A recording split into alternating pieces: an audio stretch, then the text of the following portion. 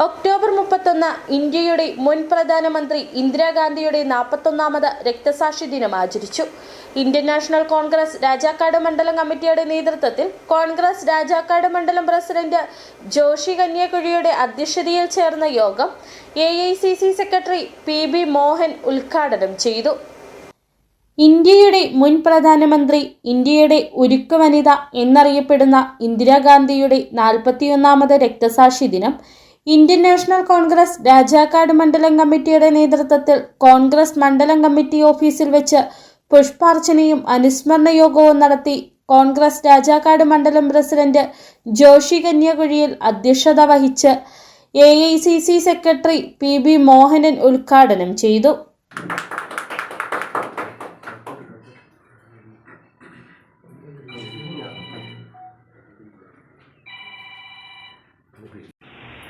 അവരുടെ ഓർമ്മകൾ ഞങ്ങൾ ശക്തിപ്പെടുത്തണം.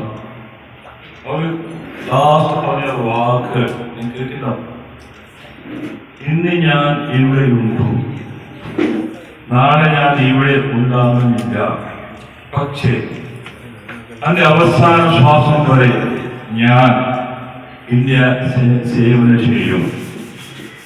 മരിക്കുമ്പോൾ എൻ്റെ ഒരു തുള്ളി രക്തവും ഇന്ത്യയെ ശക്തിപ്പെടുത്തും, ബലപ്പെടുത്താൻ ചെയ്യുമോ എനിക്ക് പറയാൻ കഴിയും. എൻ്റെ ഒരു രക്തം, ഒരു തുള്ളി രക്തം എന്നുവരെ ഞാൻ ഇന്ത്യ സേവിക്കും അല്ലേ. ഇതായി ലാസ്റ്റ് പറഞ്ഞു. പിന്നെ വളരെ പാവപ്പെട്ടവർക്ക് പറഞ്ഞ വാക്കുകളുണ്ട്. ഗരീബി ഹട്ടാവോ.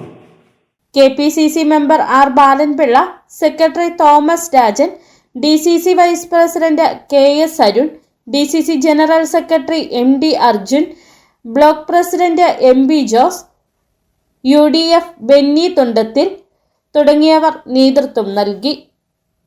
സിറ്റുവേഷൻ രാജാക്കാട്.